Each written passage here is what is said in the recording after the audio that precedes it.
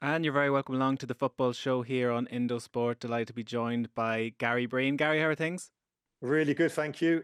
Sun beating down here. I've got family over from Cork, so there's a Oh, big barbecue on after this. nice one. Last time I saw you was at Vicar Street. Did you enjoy watching Tony Adams in full flow? It was brilliant. He was great value. You could tell the crowd obviously were there as Arsenal fans, the majority of them, but he was very good, very revealing. I really enjoyed listening to him. Obviously, I and he'd been such a big hero of mine as a young boy growing up in and around North London, supporting Arsenal and what he achieved at such a young age. But that kind of like the second part of his life in terms of what he's doing was fascinating to listen to, and it was great. I thoroughly enjoyed it, and I know it's been so well received.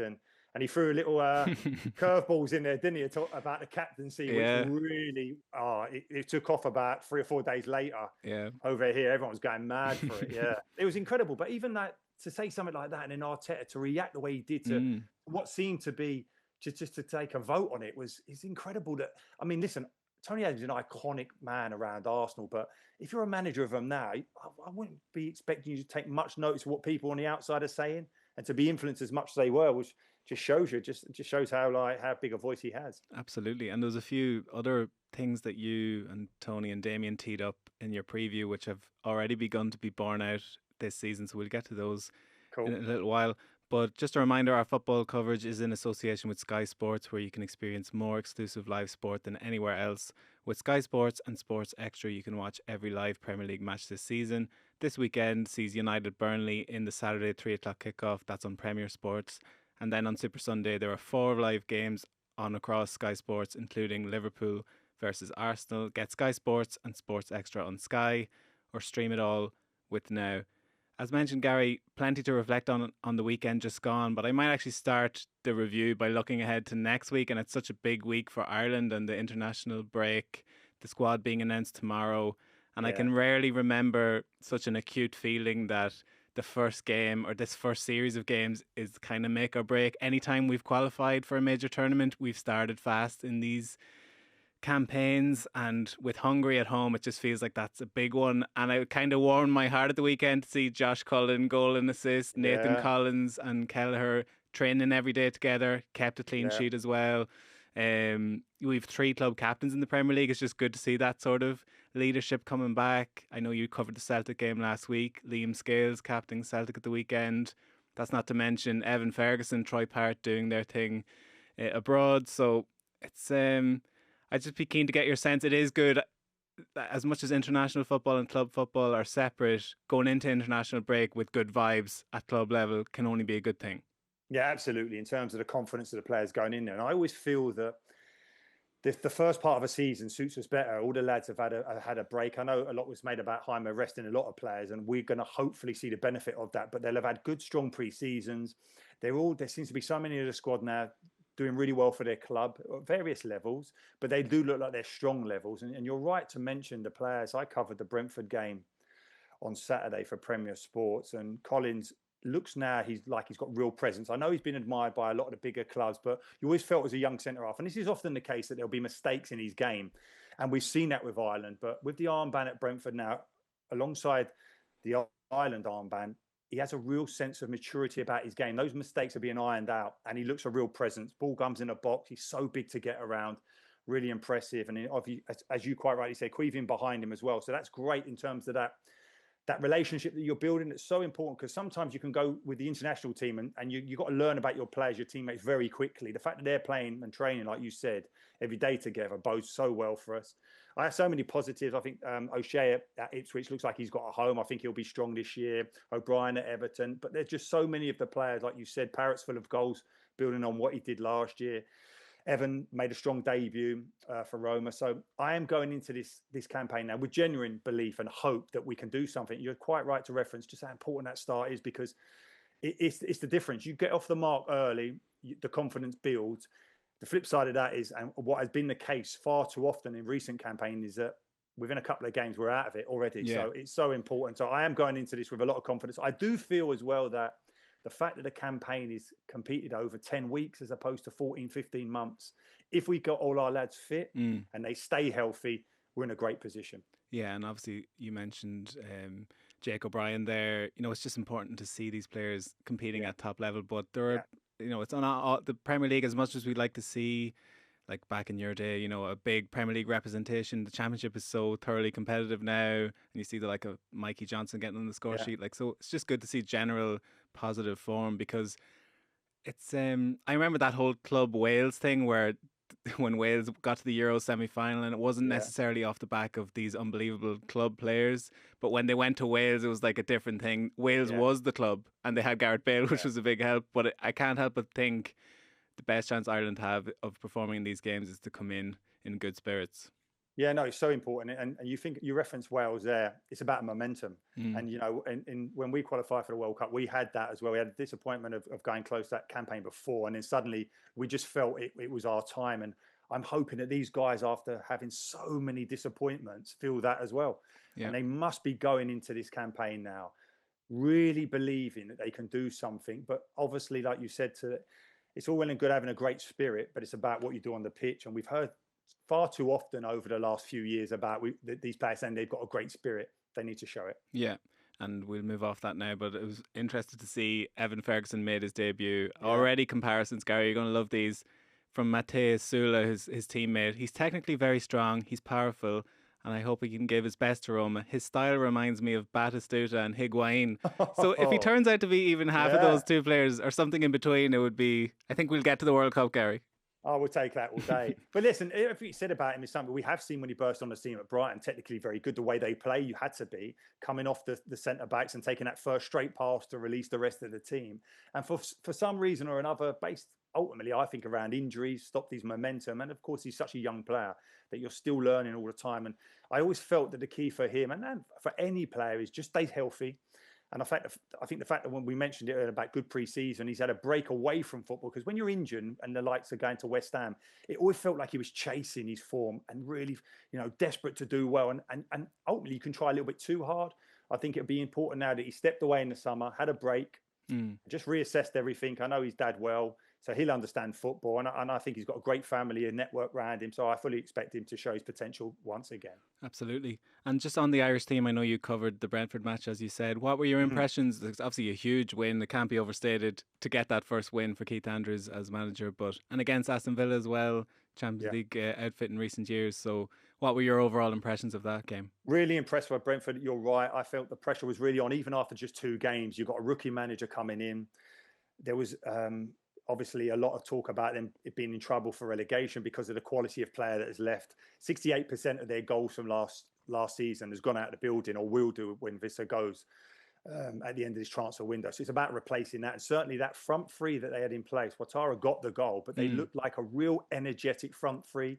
They bullied the Villa centre-backs and the Villa full-backs. They were bumping into them.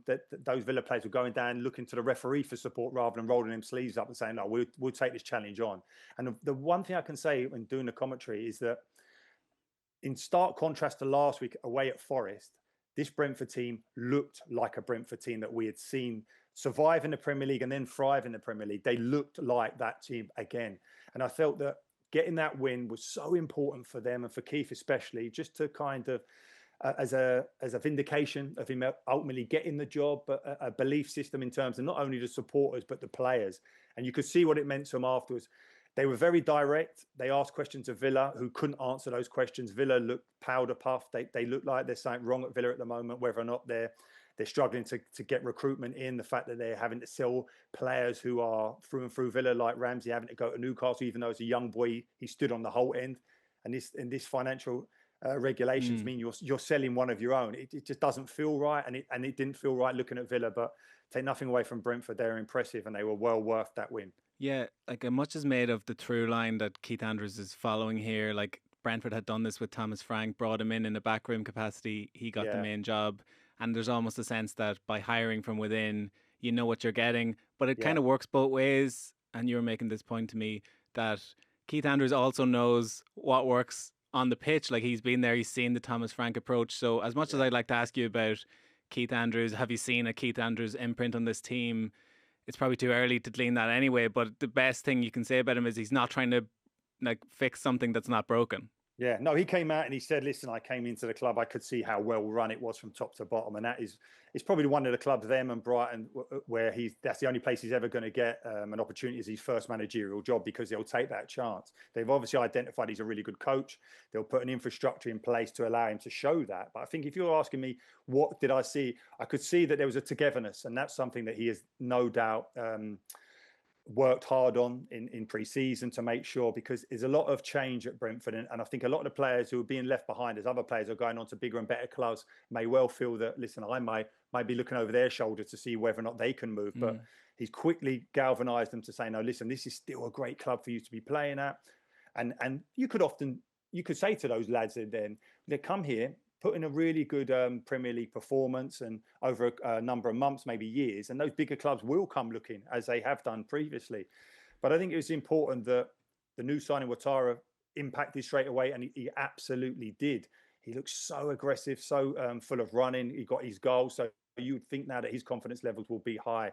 But I enjoyed them. I think when they got their goal, they recognised then, and Keith showed his tactical awareness where they blocked the game out. They went to a narrow back five. They thickened the midfield, and they literally said to Villa, "Okay, break us down," and they couldn't because of how dominant Collins was in his back line and how composed and calm and reassuring Queeving was behind him in goal.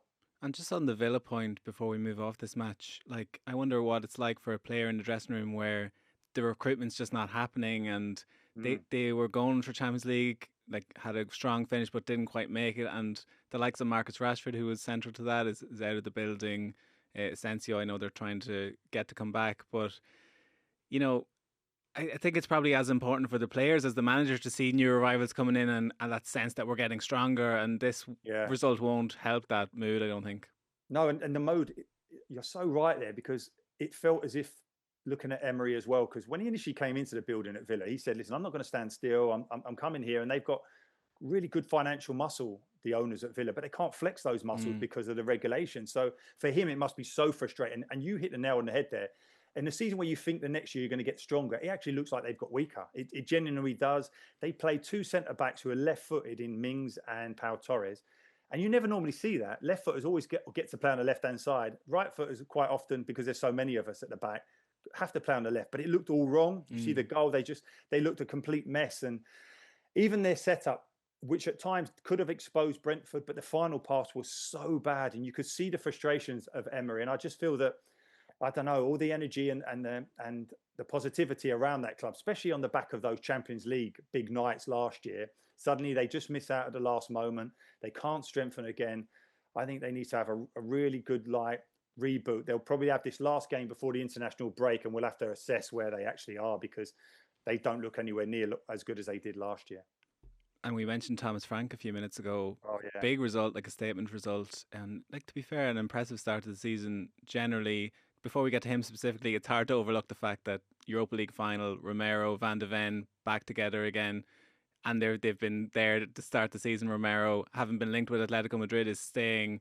And just looking at the stats, like 52% win rate with those two together, 25% win rate when they're not playing together. Like, but an interesting point you made at Vicar Street, that Postecoglou did change for the Europa League final, but potentially didn't change enough prior to that. And maybe if he had shown the flexibility that Thomas Frank is now showing, where game to game he'll match up his team to the opposition, things could have been different there. Absolutely, because you can't, as much as Big Ange tried to control the narrative by saying, listen, we kind of sacrificed the league to focus on the Europa League. They didn't. I've covered a lot of Tottenham games. They still had enough players. You can't lose. Tottenham can't lose 22 games in a season. It's just not. It's not acceptable. And you look at the way, and then suddenly you look at the players and you think, listen, they did have injuries, but other teams had injuries and coped. The likes of Bournemouth, they were decimated, and it happens. But now when you look at them, and I can't emphasize just how important it is to have your first choice back four in place, because last season, before even this one, and that's 2 clean sheets in a row at the beginning of this season, but last season, if those centre backs and Porro as well and the goalkeeper were in place, that their results were averaging 2 points a game. They'd have been second in the Premier League. Now, that's not to say it would have gone that way, but just shows the impact that it makes.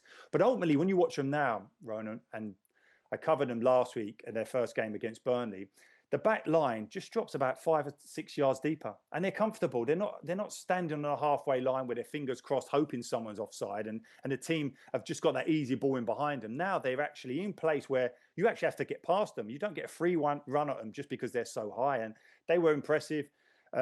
Romero, you said about Atletico Madrid. I've never seen anyone who looks more like an Atleti player than he does. And he has that about him. He's got the armband now. And I was a little bit worried about how confrontational he is, but he looks like he's mellowed a little bit, so he won't be at risk at getting booked early and vulnerable to red cards as such. But they look good. And they look good because of Thomas Frank.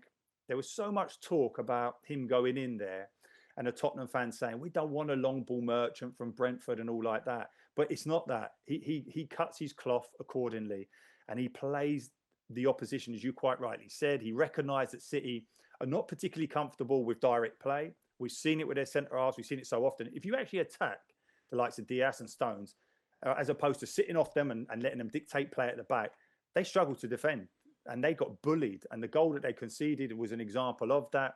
And City, for all Pep changing the kind of dynamic of the club, kind of going towards the way that Areola's playing at Bournemouth, he said last year, that's the way football's going. Quick transitions, get the ball forward. And we've seen that with his recruitment. But they are vulnerable still to direct play, and they need to address that. But I think that Thomas Frank's been so impressive. When you look at players, when you go into the squad and you see the manager, what the difference he makes to people who are kind of on the periphery, not really contributing. Richarlison looks rejuvenated. He looks brilliant up front.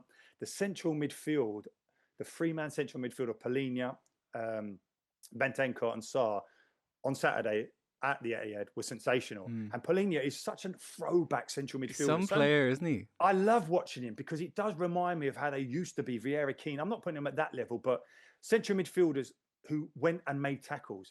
So often now, central midfielders just sit in that position in front of the back four and look to collect players. Paulinho goes out hunting, making challenges, and he loves it. And the opposition don't enjoy playing against it. I think that's been such a shrewd signing. And the positivity around Spurs, especially on the back of Eze blanking them and the way that Morgan Gibbs-White didn't come through as well. But there's no kind of feeling sorry for themselves with Thomas Frank. He's put on a charm offensive, and those supporters who were doubting him absolutely love him now. Yeah. And just on City, it's an interesting one. Like, for all manner of means, like if this was any other manager, you look at this squad and think this is a squad in transition. You know, they've invested in a couple of young players. Like Cherky, I'm sure will come good, but like he's not exactly a win now signing. And there's a couple of others, like granted, Ait-Nouri is a Premier League proven player, and Reinders comes with big potential. But these aren't necessarily signings where you're like, wow, City have splashed the cash and have really closed the gap to reclaim the title. So as I was saying, I think this looks like a transition phase for City. Yeah. We never really think that when Pep is in charge, but this was the youngest City team that they fielded in the Premier League since 2010. So, you know, there are lots of changes happening there, and I just wonder, do we kind of have to make our peace with that this isn't quite the Man City of old? No, absolutely. And you think about it, that first season when he came into City as well, he identified that his fullbacks, Kolarov and Zabaleta, aging players. He started the season with them. They'd done brilliant, but it quickly became apparent to him he needed to regenerate the squad, and he did that amazingly. We can see that with all the titles. But it's true. I genuinely feel that City will have a lot of bedding in to do. I think Liverpool would have to do that, even though they're the champions with the players that are there coming in. United, of course, as well. And Chelsea with the turnover of players. It's only really Arsenal who seem to have that continuity in terms of, I know they've added to those players, those problem areas, but it looks like everyone knows their roles. Everyone's built their relationships with their teammate that's immediately around them. I think Arsenal in a great position in a way. Listen, City, Liverpool, Chelsea, all these teams, they've got great players, but it will take time for them just to adjust in terms of what they were doing. You think about Slot winning the league last year, it's because he didn't do anything. He didn't mess around with a squad. He looked at what he had, made no signings other than Chiesa, and literally said, okay, well, listen, I've got enough in the building. And he'd done a magnificent managerial job there to win the title. Be interesting to see how he now builds this new Liverpool team in a way that City and Pep are going to have to do that as well. We're seeing it, and United are doing it, but they're struggling in terms of where they are. But Arsenal, I'm just looking at Arsenal now, and I'm thinking that strength in depth. I know that it's still a concern that the likes of Odegaard's been injured, Saka's been injured. Maybe they'll miss that game now at Liverpool, but they look like they're strong, Arsenal. Yeah. And just last one on City, like it's funny, James Trafford got Yeah, famous for those post-match interviews after his games in the Championship and his clean sheet runs, and it just showed that the step up is significant to Premier League. And it was interesting to me that like City are being linked with Donnarumma now. So for all the like goalkeepers who are feet first and it's about playing out from the back, he, to your Palhinha point, is more of a throwback. So it would be interesting if Pep, yeah. who with Victor Valdez brought in all this like playing from the 6 yard box, actually reverts back and says, actually, I want a safe pair of hands here first and foremost. Yeah. But listen, it's incredible because I just cannot see Donnarumma going to City because that's the reason why PSG are getting rid of him because he can't play out with his feet. Trafford can, and he can make saves. He's not the biggest, but he's athletic. He can get to those top corners to make the save. That mistake was literally just that he doesn't pass the ball on the safe side of the midfielder. The midfielder came short, offered himself. You play it to his left foot, the challenge can't be made from behind. He doesn't. It's a poor pass, and it's something that we got so used to seeing with Burnley, didn't we, last time they were in the Premier League? But I can't, for the life of me, see Donnarumma go in there. I just think he's the most furthest thing from a Pep goalie that I've ever seen. Yeah, we'll keep an eye on that one. It's one to Yeah. watch. We may as well move to Man United. It's a miracle we've got 25 minutes into a football show without mentioning them. Yeah. We should probably start with the eye-catching incident from that game. So Bruno Fernandes penalty miss. Would be interested to get your thoughts on the awarding of the penalty and all that. But we'll start with the outcome, and these were Bruno Fernandes' thoughts speaking to Sky Sports about how all that unfolded. Before your penalty, it looked like the referee kind of bumps into you. I don't know if that affected your concentration at all because you seemed pretty upset about it. Yeah, I was upset. Obviously, as every penalty taker, you have your own routines, you have your own things that you do. It upset me because the referee didn't apologize, and that was what which triggered me in the moment. But that's not the excuse to missing the penalty. I just had a very bad hit on the ball. I took my foot too under the ball, and that's why the ball ended up going over the bar. So Bruno, at the best of times, Gary, divisive figure, and that's putting it kindly. Like, I would have some sympathy for him in the sense that he's the rare spark of quality in this one of the worst Man United teams ever. So, and he's ploughing a lonely furrow often, but it's hard to argue yesterday. Like, leadership qualities were off the mark. You can't have your captain being put off by a referee bumping into him by mistake, and then and then you could actually see in the match that this was affecting him. Like, his whole vibe was off yesterday, and I just wonder, it doesn't do him any favors in terms of that perception. No, and how sensitive he is that he wanted an apology off the referee. The referee's looking completely the other way. He doesn't mean to bump into him, and he's got enough time. He picks the ball up, he resets it again for the penalty, and but then he says, like, listen, no excuse, I missed the penalty. But you're right in terms of leadership qualities, because if you think about that equaliser for Emil Smith-Rowe, it's just run off of Bruno, and Bruno's immediate reaction is to put his hands up in the air and look at his defence. Every one of that United defence has got a man to mark. Bruno at his goal side of Smith-Rowe when the ball is wide.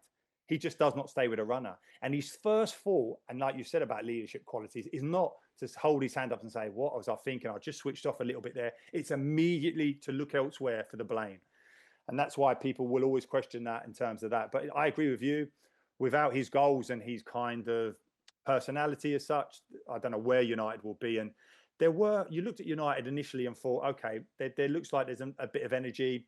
Amorim talked about the fact that he's really enjoying the environment that the training ground has, that he feels that he's got those supposed or those bad eggs out of the club. But as soon as you play football, it gets back to it, and you look at the problems. You think, yeah, Cunha looks decent and stuff, and I thought he played really well against Arsenal, caused them problems just in those little pockets, give Ben White a tough time.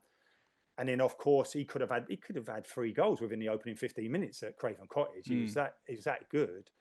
But the reality remains is that it's still just one own goal in 2 games, and with all the money they spent in that forward line, and that would be the worry again, because the forward line looks different. Šeško hasn't come in and started the game yet, but the defence looks worryingly the same. Yeah. It goes without saying, you have a keener eye for this than me. But it's interesting. I thought De Ligt was kind of quite good marshalling the centre of that back three. But for the goal, he seems to be doing that thing where he's like always muscling the player at the front post away and letting it run through. Like, are you almost deceived playing in the back three that you're always half thinking another of my centre back partners will be behind me here? And as it turns out, Bruno didn't track the run, Yeah. and Smith Rowe to tap in. I think he's thinking because it's an in-swing and ball, it's relatively flat, it's going to comfortably go to his goalkeeper. He probably doesn't realise that there's a run from Smith Rowe off of the back of Bruno, but for such a commanding presence, and we've always done, we've done things like that before where you think, I can head it, but I maybe can kill a bit of time, let it come through to my goalkeeper, and then you don't. Yeah. You think about Queven making that mistake up at Newcastle, thinking he can let the ball run past him, let the ball go out, kill a bit of time, and then they score. So it's those little moments, but I think Dillit did well against Gyökeres last week. I think he enjoyed that physical battle. It's a concern for me. I think Yoro's got great recovery pace, but he looks very young and he does make mistakes and he can get himself out of trouble with that recovery pace, but you don't really want to make those mistakes. But the worrying thing for United and must remain is that for all that money spent in those forward positions, they're still throwing Maguire on late on, hoping that he's going to get a goal. And he actually should have done. He had a free header. He should have scored, actually, late on in that game. But I don't know. Bayern in goal lacks presence. Looks like he's terrified of corners. We saw Arsenal expose that. And that will be the concern. And United were fortunate. I felt that penalty that they got, I felt it was actually a foul the other way on Mount and Shaw. I've got no interest in attacking that ball whatsoever. They're just looking to block those zonal markers for Fulham. So he just shrugs him out of the way. Why VAR is getting involved in that is ridiculous. And then when you want him to get involved, when Yoro's pushing Bassi under the ball, which he's a big, strong, powerful man. But when you're set and you're just about to jump up and someone just does that handed push into the base of your back, you're going to go under the ball. He knows he is under the ball, and that's why he collapses late on to really emphasise it to the referee. But it is a foul. It is a foul for me, as much as I'll be wanting him to be stronger in that situation. So for United, fortunate there, very fortunate. No, it's interesting. I was going to ask you about that. It's good to get your insight on those two incidents because, I kind of had the same reading of those. Yeah. And then you touched on it very shrewdly, I suppose, on they've looked at the numbers, the raw numbers that Sesko, Cunha and Mbeumo scored more goals between the three of them than United scored all with the whole club last season. So, but it's not as simple as that. Like, you can't just plug the statistics into the team. And for all the money, as you said, they've spent, the midfield, we're not breaking any news here, but like Fernandes, Casemiro, then Mount is your next option, then Ugarte comes on. Like in those positions in a 2, like it's probably not going to work. And then I just see Alex Crook reporting today from TalkSport that Kobbie Mainoo open to leaving if an offer comes in. So I'm not saying Mainoo is the saviour and he's not going to be the best midfielder in the world or anything like that. But I do get the impression that if he's your 5th choice option in a system, that maybe the system is the problem. Yeah, and we just know this manager's not going to deviate from it. When you think about Kobbie Mainoo, last year, Amorim said, listen, I'm not going to play him in a deep position because he can't defend there. So I'm going to play him, and he kind of played him as a false number 9 at one stage, and he got a goal and stuff like that. But it literally was an admission by the manager to say, I need to keep Mainoo as far away from my own box as I possibly can, get him up there. Not because he's like a brilliant number 10 or he'll be a threat. It's just that I've got to play him up there, keep him away. Then the flip side of that, you think, all right, you need a combative midfielder. You need legs in midfield United. They're desperate for it. Ugarte is that man who's brought in, who would have worked with Amorim before. And he's not picking him. He's still going back to Casemiro, who was, I covered every game in their run to the Europa League final last year for Premier Sports, and you could just see it unfolding. You could literally see that in Europe, where the game's slower paced, it's more ball control, as opposed to how direct the transitions are in the Premier League, is that Casemiro was effective. But if you watch the game since, and listen, United fans know this, every supporter knows this, even against Arsenal, there was one occasion where Odegaard gets the ball, he drops a shoulder, and he just collapses, Casemiro. He just can't move his feet anymore. And he's been a wonderful footballer, but age catches up with everyone. And if you make that midfield big and there's loads of space, which it's going to be because Bruno's not disciplined, he's going to run wherever he wants to influence the game. And we've seen him do that. He does have a positive influence, but a negative one in terms of how open and how exposed he leaves Casemiro. So you're looking at a scenario and you're thinking, this is just the same old stuff again. It's so difficult to look at it and say, and I'm doing Manchester United against Burnley on Saturday. And I want to see it live to see, okay, you watch the highlights, you watch the games on the telly, and you're kind of thinking, okay, what's happening here? What really is? Where are they as the ball's up that side of the pitch? How quickly are they adjusting defensively for those quick transitions? I'm fascinated to see how it will go, but I'm pretty sure I know how it will play out. And I just think that, listen, as much as they played that money on those forward lines, the glaring problems for United remain, that they just don't have legs in midfield. Yeah. And you've touched on Arsenal already, and Sean is an Arsenal fan in the office, and he's making the point, like, they look very complete squad-wise, and it's hard to argue.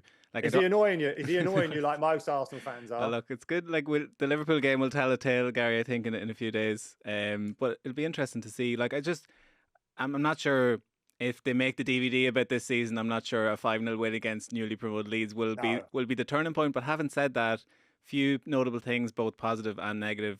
Very important that Gyökeres got that monkey off his back and scored a goal early on. So that's kind of been put to bed, and a well-taken goal, the first one. And then, like, Max Damon making his debut, like, that could be a Wayne Rooney style, reeling in the ears, like, where were you in this, that? Because he looks very special. And then, of course, Eze, unveiled before, like, Diamond's one for the future, Eze's one for right now. So from that point of view, it's looking good for Arsenal. And Zubimendi, I thought, as well, did well.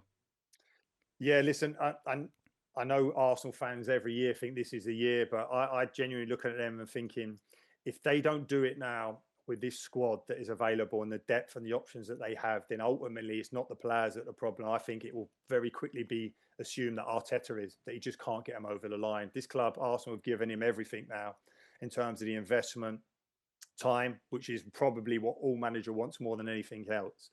But the depth that they have now is remarkable. It literally is where you look at it and think it's only really Saliba and Gabriel. I mean, Mascara comes in as a new centre half. Let's see how he does. You think that maybe there's a bit of vulnerability there if they come out of the team.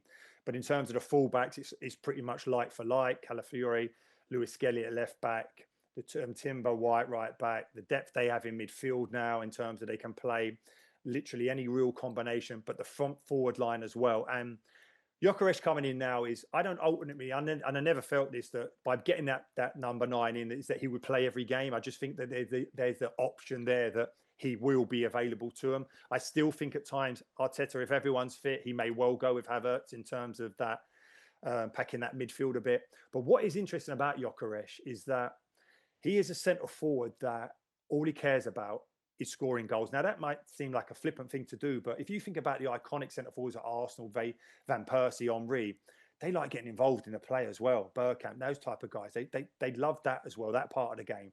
He's going to have no interest in that. He's going to be like Ian Wright. It's just numbers for him, and numbers in a way that Van Nistelrooy used to be for United. I'm not saying he's at that level. It'd be interesting to see how he does develop. But he gives him that physicality when the ball can come into the box. The problem is for him, and the frustration certainly in the opening couple of games, is that the team have to learn about his strengths and he has to learn about them. And Arsenal do have a reluctance to actually cross the ball. Despite the fact that the likes of Marina Rice are so dangerous in terms of breaking late from midfield, they still want to work them little combinations in and around the box because of the technical players that they have. So that will take a bit of time. But I'm just looking at Arsenal now and I'm just thinking the goalkeeper is in great form. He saved them on a couple of occasions, some big saves. And Dauman, 15 years of age, Ronan. It's ridiculous. Did you see him? Yeah. Because Arsenal fans, we've kind of known about this kid since he was like 9 or 10. Because at 12, he was playing for the under 18s. 12, that's how good he is. And you're thinking, okay, at 15, is he there? Is he at this level because of physicality in a way that Wayne Rooney was? Wayne Rooney at 16 was a bull of a centre forward, so strong. And you look at Max Dauman coming onto the pitch yesterday, and you're thinking, oh my God, man, he looks like a child. Yeah. And then he gets that ball, he runs at a fullback, and he has that physical, I don't know what it is. He beats had the him down. presence to take the contact from the fullback, who's probably thinking, I'm going to smash you early, and let's see what you're like. And then the trickery, I mean, this guy is sensational. He's not alone because Wanyeri's the same. He has that ability. Lewis Skelly, they've established themselves in the squad.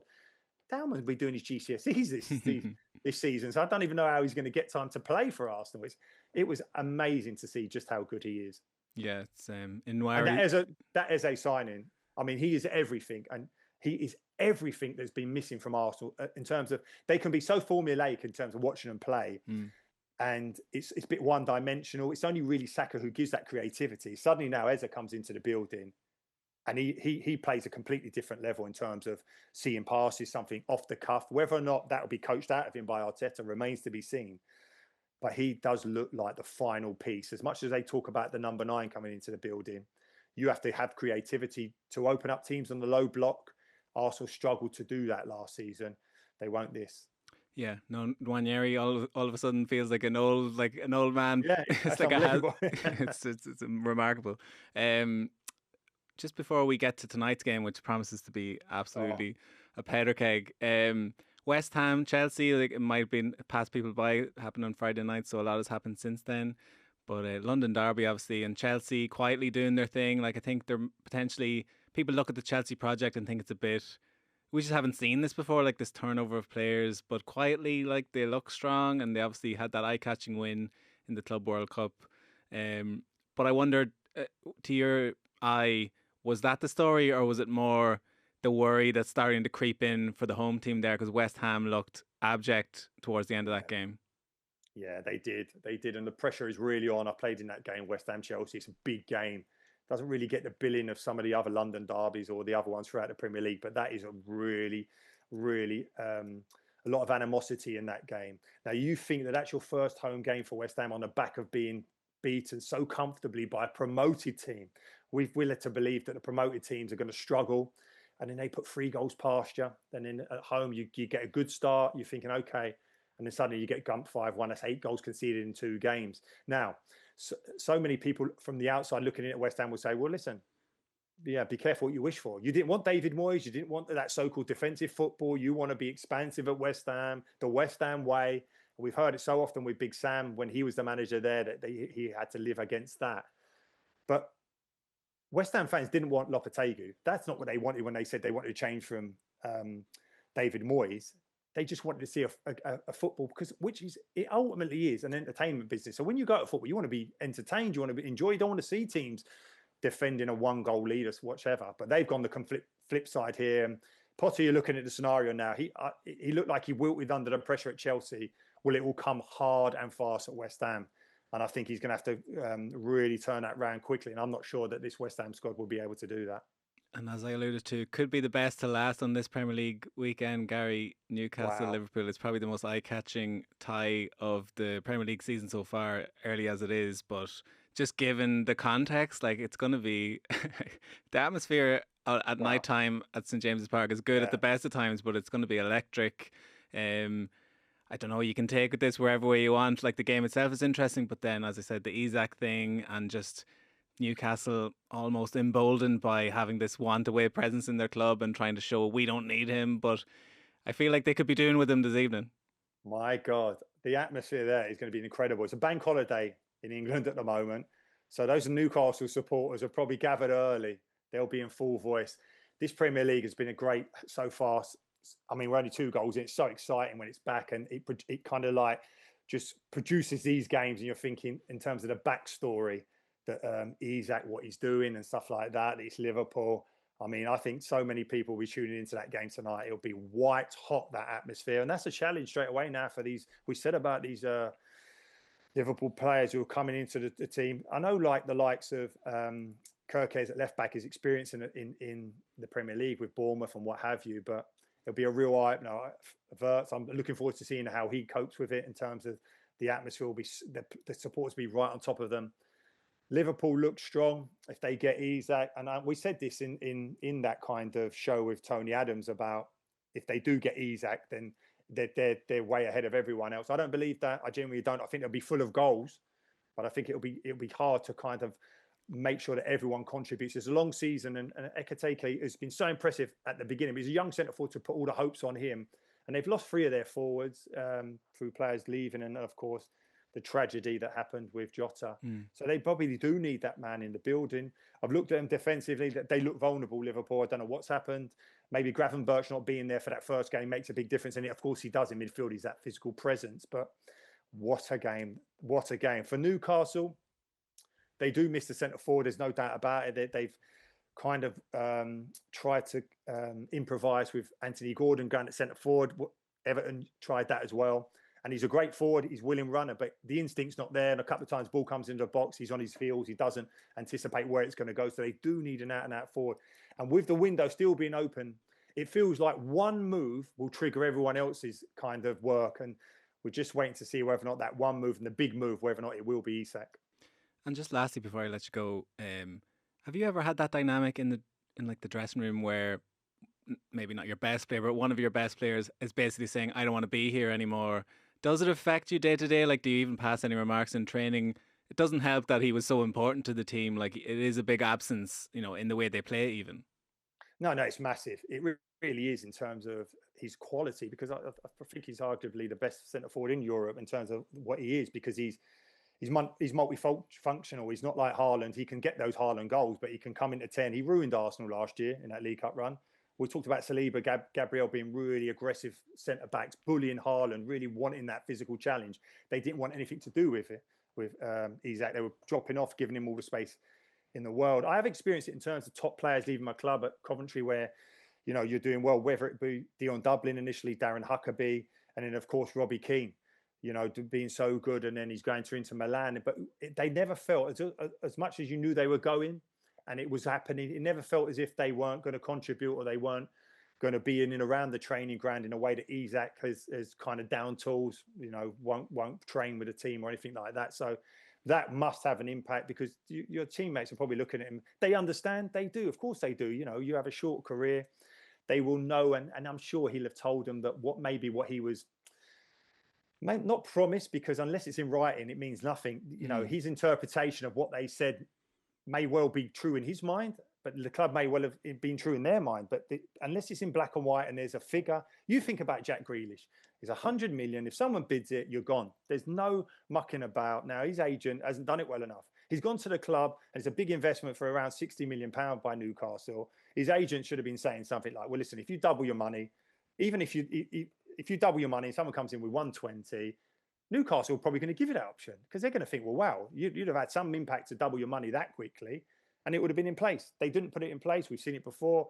Harry Kane didn't have it in place. His brother, his agent, didn't have it in place to stop his move to City before, and it didn't play out the way they wanted it. Unless you have it in black and white and it's written in that contract, what clubs, the hierarchy promise you, what you think you've heard, it means nothing. Yeah. As you said, the domino effect of this transfer, whether it happens or not, could define a lot in how the season shakes out. Thanks a million, Gary. As you said, you'll be on comms duty for United Burnley, and you're doing the Celtic match tomorrow as well? Yeah, I'm really looking forward to that. I was initially told by all my Celtic fans that it would be, pretty easy, that first leg. It was anything but, and it's at risk now in terms of that Champions League. Celtic so good in the new format of the Champions League, the way it's done in a phase, really benefit from it. They were impressive at times. They must be thinking that they were going to be back there now. They put it so at risk. A lot of murmurings, isn't there, around Brendan Rodgers, not particularly happy, lack of investment. You're looking at the hierarchy there thinking, well, they're comfortably winning the league. They're doing well in Europe last year. Why would they throw loads of money at it? But supporters want them to do that. They're questioning the board. And Brendan Rodgers was spot on when he said, when the supporters start questioning the board, it's the manager who's vulnerable then, because the board are going to say, I'm not listening to that. We'll get rid of the manager. Yeah, lots of big things to unravel this week. I'm sure we'll check in with you again soon. Thanks a million, Gary. Thanks, Ronan. Appreciate it.